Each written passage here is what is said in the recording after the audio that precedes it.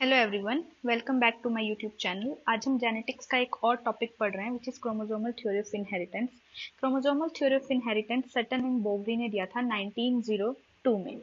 उन्होंने एक स्टेटमेंट दी थी which is pairing and separation of a pair of chromosomes lead to segregation of a pair of factors they carried. अब ये statement समझने में बहुत बच्चों को बहुत कंफ्यूजन होता है, तो इस स्टेटमेंट पर जाने से पहले हमें जेनेटिक्स की थोड़ी सी बेसिक नॉलेज होनी चाहिए जो हम अभी डिस्कस कर रहे हैं। फर्स्ट इज, सभी को पता है this is a chromosome and a chromosome after replication उसके सिस्टर क्रोमेटिड्स भी हो जाते हैं। अब क्रोमोसोम के अंदर क्या होता है? क्रोमोसोम के अंदर भरा हुआ होता है हमारा डीएनए। ओके, क्रोमोसोम के अंदर है डीएनए।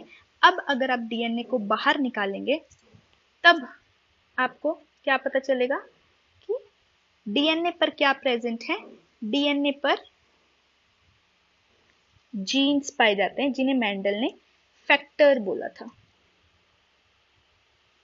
सपोज ये कोई आई कलर का जीन है, ये कोई स्किन कलर का जीन है, ठीक है। अगर हम for example, this is not true, अगर हम ये बात सोचें कि ये है क्रोमोसोम नंबर से 5 और सबको ये भी पता है हमें एक क्रोमोसोम की कॉपी हमारे फादर से मिलती है, एक क्रोमोसोम की कॉपी हमारे मदर से मिलती है। तो हमें जो फादर से क्रोमोसोम 5 मिला है और जो मदर से क्रोमोसोम 5 मिला है, दोनों के पास सेम लोकेशन पर आई कलर और स्किन कलर का जीन होगा। एंड ऑल्सो हमारे पास हर क्रोमोसोम की वी हैव 2 कॉपीज।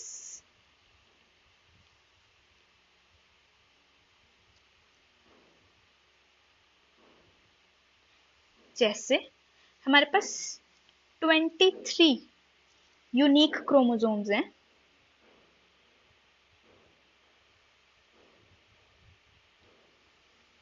और 23 उन्हीं की कार्बन कॉपीज हैं। तो हम क्या कह सकते हैं कि हमारे पास हर क्रोमोसोम की 2 कॉपी हैं। तो हर जीन की भी 2 कॉपी होगी जिसे हम एलील कहते हैं। मतलब one gene is governed bye 2 alleles. ठीक है, आई होप यहां तक किसी को कोई दिक्कत नहीं होगी। जैसे हाइट का अगर टॉल का बात करें तो एक एलील कैपिटल टी एक कैपिटल टी, ये मिलकर एक जीन बना रहे हैं और ये क्या है? These are alleles. अब अगर हम इस थ्योरी को पढ़ें, क्रोमोसोमल थ्योरी ऑफ इनहेरिटेंस क्या कहता है कि pairing and separation of a pair of chromosomes lead to segregation of a pair of factors they carried. बहुत इजी भाषा में अगर आप इसको पढ़ना चाहो तो वो ये कह रहा है कि अगर आपके पास 2 क्रोमोसोम है, वन इज दिस, इसके पास कोई अपना डीएनए होगा, एंड वन इज दिस, इसके पास कोई अपना डीएनए होगा। तो क्रोमोसोमल थ्योरी ऑफ इनहेरिटेंस ये कह रहा है कि जब क्रोमोसोम्स की पेयरिंग होगी और जब उन पेयर्स का सेपरेशन होगा तो बहुत ऑब्वियस बात है ना कि इस क्रोमोसोम के पास जो फैक्टर्स होंगे वो इसके साथ चले जाएंगे, इसके पास जो जीन्स या फैक्टर्स होंगे वो इसके साथ चले जाएंगे, इसके पास जो होंगे वो इसके साथ चले जाएंगे और इस सिस्टर क्रोमेटिड के पास जो होंगे वो इसके साथ चले जाएंगे। That's so simple. तो वो इस डेफिनेशन में सिर्फ यही बता रहा है कि pairing and separation of a pair of chromosomes lead to segregation of a pair of factors they carried. जब क्रोमोसोम्स अलग होते हैं तो उनमें जो जीन्स या फैक्टर्स पाए जाते हैं वो भी अलग होते हैं। ठीक है, तो इन्होंने बेसिकली सट्टन और बोवरी ने क्या किया था, इन्होंने क्रोमोजोमल सेग्रीगेशन को, मतलब क्रोमोजोम्स कैसे सेपरेट हो रहे हैं, उसको इन्होंने कंबाइन कर दिया था मेंडेलियन प्रिंसिपल्स के साथ, जो मेंडल ने लॉज दिए थे, law of dependent assortment and all, और फिर इन्होंने इसको कहा था क्रोमोजोमल थ्योरी ऑफ इनहेरिटेंस।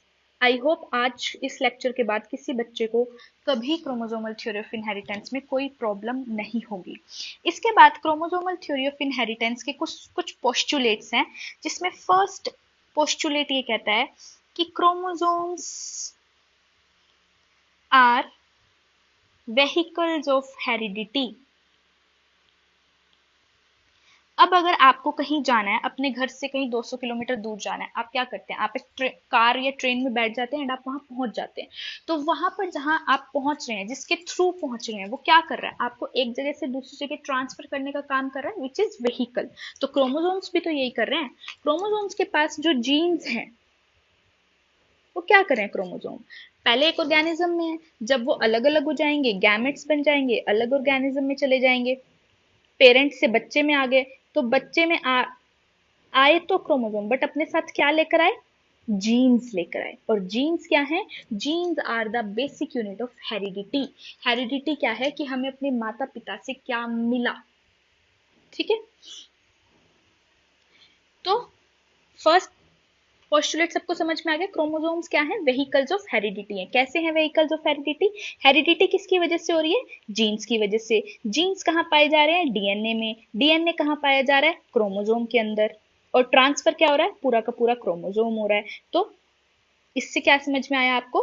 कि जो क्रोमोसोम्स हैं, they are vehicles of heredity. वो क्या कर रहे हैं? जीन को एक प्लेस से दूसरे प्लेस पर ट्रांसफर करने का काम कर रहे हैं। ठीक है, next postulate chromosomal theory of inheritance का ये कहता है, टू आइडेंटिकल क्रोमोसोम्स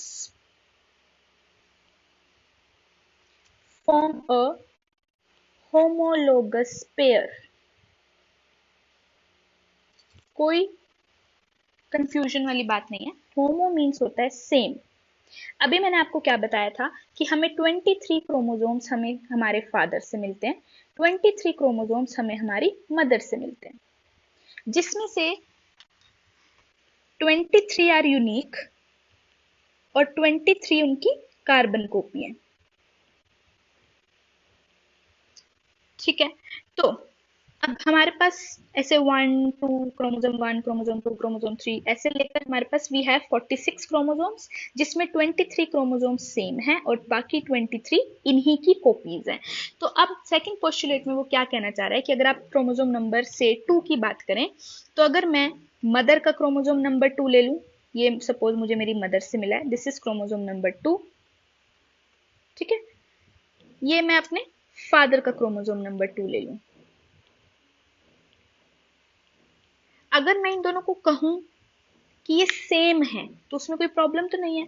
नहीं है प्रॉब्लम, क्योंकि अगर इसमें मेरी हाइट का जीन यहां पर है, तो इसमें भी मेरी हाइट का जीन यहां होगा। इसमें मेरी एंजाइम्स का जीन यहां पर है, तो इसमें भी मेरे एंजाइम्स का जीन यहां पर है। तो ये क्या हो गए? एक दूसरे की कार्बन कॉपीज हो गए। तो मैं इन दोनों को क्या कह सकती हूँ? These two are homologous pairs. Homo means होते same. Then coming to third postulate. Third postulate कहता है, homologous pair segregate during gamete formation. अब इसमें भी कोई कंफ्यूजन नहीं है। हमारे मदर के पास, फादर के पास कितने क्रोमोसोम है? 46। मदर के पास कितने क्रोमोसोम है? 46। उसमें 23 20, मतलब इसको मैं 23 प्लस 23 भी लिख सकती हूँ क्योंकि सेम है। इसको भी 23 प्लस 23 लिख सकती हूँ क्योंकि सेम है। अब जब ये अपने गैमेट्स बनाएंगे, ये क्या बनाएगा? स्पर्म। ये क्या बनाएगा? ओवम। तो गैमेट्स में तो सिर्फ 23 क्रोमोसोम ही जाएंगे ना, यहाँ पर भी 23 जाएंगे, ताकि जब इन दोनों का फर्टिलाइजेशन हो तो जो बेबी बने उसमें 46 क्रोमोसोम्स जाएं। ठीक है, इसमें कोई कंफ्यूजन नहीं है। तो वो स्टेटमेंट में क्या कह रहा है, वो स्टेटमेंट में ये कह रहा है कि homologous pairs segregate during gamete formation. Homologous pair थे फादर के पास, जैसे हमने क्रोमोसोम नंबर 2 की बात की, तो फादर के पास क्रोमोसोम नंबर 2 की 2 कॉपी होंगी, एक ये रही एक ये रही, ठीक है। बट बच्चे में तो एक ही क्रोमोसोम नंबर 2 जाएगा ना फादर का, एक मदर का जाएगा। तो क्या हुआ, जब गैमेट्स बने तो होमोलोगस पेयर अलग अलग हो गए। 50% स्पर्म्स में ये चला गया, 50% में ये चला गया। And the last postulate of chromosomal theory of inheritance is independent pairs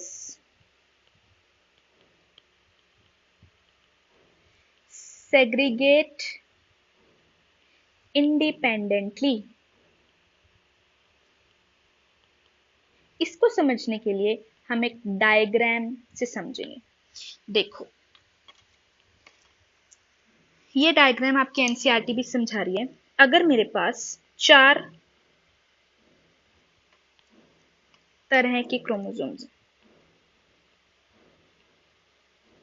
okay,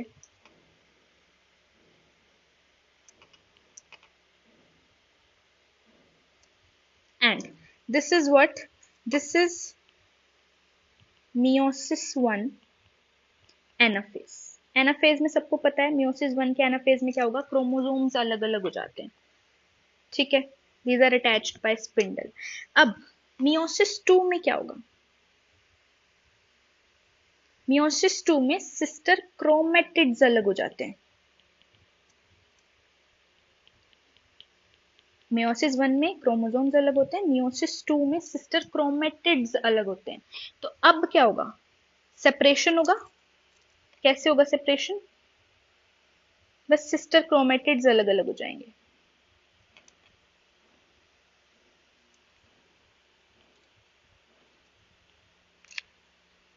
I am making this कि आपको बेटर समझ में आए। ये सिस्टर क्रोमेटिड अलग हो गया, ये सिस्टर क्रोमेटिड अलग हो गया, ये सिस्टर क्रोमेटिड अलग हो गया, एंड ये भी सिस्टर क्रोमेटिड अलग हो गया। ये जॉइंट किससे हैं, they are joint by spindle. यहां पर भी सेम होगा, ये सिस्टर क्रोमेटिड अलग हो जाएगा, ये सिस्टर क्रोमेटिड अलग हो जाएगा, and these will separate, again they are joined by spindle। यहां तक कोई कंफ्यूजन नहीं है। अब जब जर्म सेल्स बनेंगे तब क्या होगा, तब होगा गैमेट फॉर्मेशन।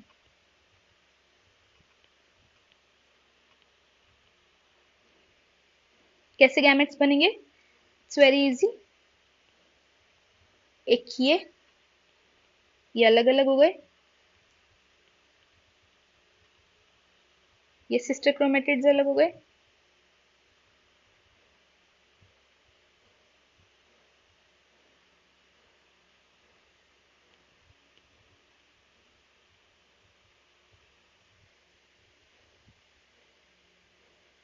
क्या इसमें किसी को कंफ्यूजन है। हमारे पास होमोलोगस पेयर्स थे क्रोमोसोम के, मियोसिस 1 एनाफेज में, मियोसिस 2 में सिस्टर क्रोमेटिड्स अलग हो गए, और जर्म सेल्स में सिंगल पेयर ऑफ क्रोमेटिड्स चले गए। तो ये जो लास्ट पोस्टुलेट है क्रोमोसोमल थ्योरी ऑफ इनहेरिटेंस का, this says independent pairs segregate independently. Now the segregation of this chromosome pair, segregation of this chromosome pair is not dependent on this pair। इसका segregation अलग हुआ, इसका अलग हुआ, ऐसे ही इसका segregation is not dependent on this. इसका segregation अलग हुआ, इसका सेग्रीगेशन इंडिपेंडेंट हुआ। तो segregation is not dependent on anything, सब सेग्रीगेशन इंडिपेंडेंट होते हैं, ठीक है। बस यही था क्रोमोसोमल थ्योरी ऑफ इनहेरिटेंस में। बच्चे इस थ्योरी से भागते हैं कि मैम हमें समझ नहीं आई, समझ नहीं आई, हमें समझा दो। अगर आपने दिमाग में कोई चीज सोच ली कि हमें समझनी है, देन आप उसे बाय वन वे और अदर जरूर समझ सकते हैं। अगर आपने माइंड में ये चीज बिठा ली कि मुझे ये चीज समझ में नहीं आएगी, तो कोई भी आपको वो चीज नहीं समझा सकता। इसलिए always be positive about things कि आई कैन डू इट। एक बार नहीं समझ में आएगी, you ask me again, I'll tell you again। नहीं समझ में आएगी, then again I'll take another example। और आपको इजीली वो चीज समझ में आएगी। फाइनली जो क्रोमोसोमल थ्योरी ऑफ इनहेरिटेंस को प्रूव करने का काम था वो किया था टीएच हंट मॉर्गन ने। इन्होंने फ्रूट फ्लाइज पर काम किया था, जिन्हें हम scientifically Drosophila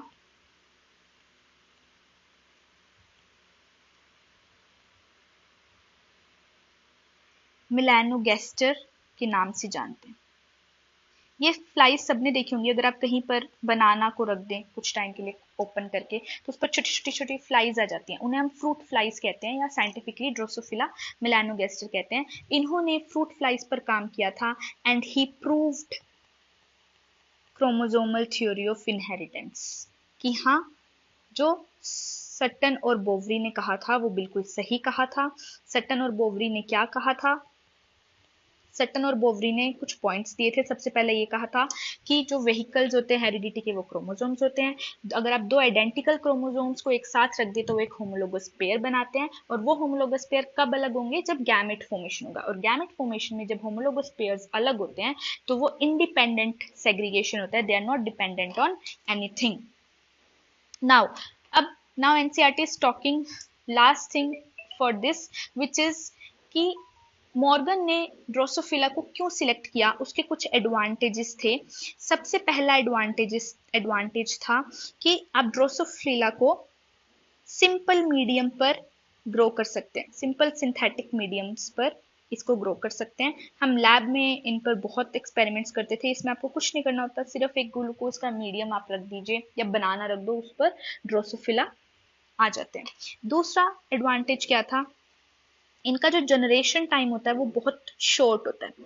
generation time short होने का मतलब क्या है कि इनकी जो पूरी लाइफ साइकिल होती है